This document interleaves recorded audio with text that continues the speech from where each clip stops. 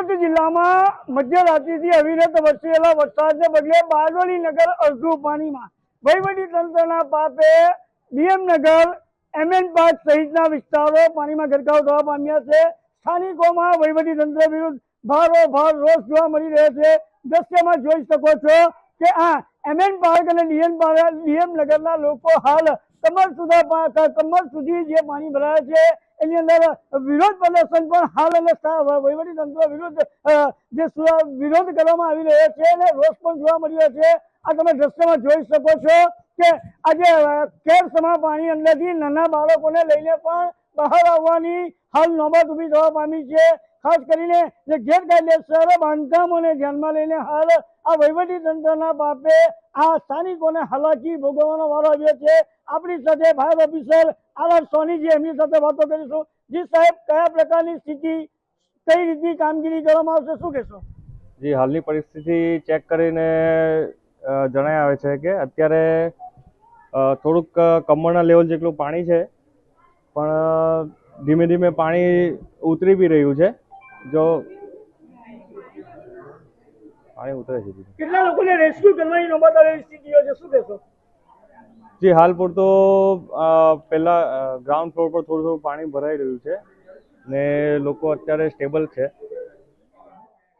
આ તો fire officer પણ જણાવી રહ્યા છે કે હાલ અહીં રેસ્ક્યુ કરવાની નોબત નથી, પરંતુ દ્રશ્ય કઈ અલગ પ્રકારનું કહી જાય છે કે આ કમર સુધીના પાણી જ આ રેસ્ક્યુ નહીં તો શું। કહેવાનો મતલબ એ છે કે હાલ અહીંના સ્થાનિક પ્રજાતિઓને હાલાકી ભોગવવાનો વારો આવી રહ્યો છે। આ દ્રશ્યની અંદર જોઈ શકો છો કમર સુધી ભરાયા છે। આ ખાડીપુરના પાણી ડીએમનગર પાણીમાં ગરકાવ થવા પામ્યું છે। અહીં દ્રશ્યમાં બતાવવાનો પ્રયાસ કરીશ કે લોકોની કાર અને વાહનો પણ પાણીમાં હાલ ગરકાવ થવા પામ્યા છે। અહીં મધ્યરાત્રિથી પાણીનો ભરાવો થતા અહીંના લોકોનો જીવ તાળવે ચોંટ્યો હતો અને ખાસ કરીને મધ્યરાત્રિએ જે સોસાયટીમાં પાણી ભરાતા લોકોને પણ જીવ તાળવે ચોંટ્યા હતા। તો આપણી સાથે અહીંના સ્થાનિકો સાથે વાત કરવાનો પ્રયાસ કરીશું। સ્થાનિકો સાથે વાત શું સ્થિતિ છે, કઈ રીતે તમે રાત વિતાવી અને પાણીની સમસ્યા શું કહેશો? બહુ તકલીફ પડી હતી। કેટલા વાગે તમારા ઘરમાં પાણી આવ્યું હતું? 3 વાગે તો ચાલ 3 વાગે તો રાત્રે 2 વાગે। લાઈટો છે? લાઈટ તો છે। આ સ્થાનિકોમાં પણ રોષ જોવા મળ્યો છે। રાત્રે 1.5 કલાકથી આ ઘરની અંદર પાણી ભરવા પામ્યું છે। દ્રશ્યની અંદર જોઈ શકો છો કે ઘરનો જે સામાન વખરી છે એ પણ પાણીમાં તરતો હોય એવું ચોક્કસ આ દ્રશ્યો દેખાઈ રહ્યા છે। ખાસ કરીને અહીંના સ્થાનિકો સાથે પણ વાત કરવાનો પ્રયાસ કરીશું, પરંતુ હાલ જે આ તમે દ્રશ્યમાં જોઈ શકો છો કે કમર સુધી આ વરસાદી પાણી ભરવા પામ્યા છે। તો અહીંના સ્થાનિકો શું કહી રહ્યા છે એ પણ આપણે એમની એ જે આપવીતી છે એ જાણવાનો પ્રયાસ કરીશું। જે ખાસ કરીને આ ડીએમનગરમાં વર્ષો જૂની સમસ્યા પાણી ભરાય છે, મધ્યરાત્રિએ પાણી ભરાયું, કઈ પરિસ્થિતિમાં તમે રાત વિતાવી, શું કહેશો?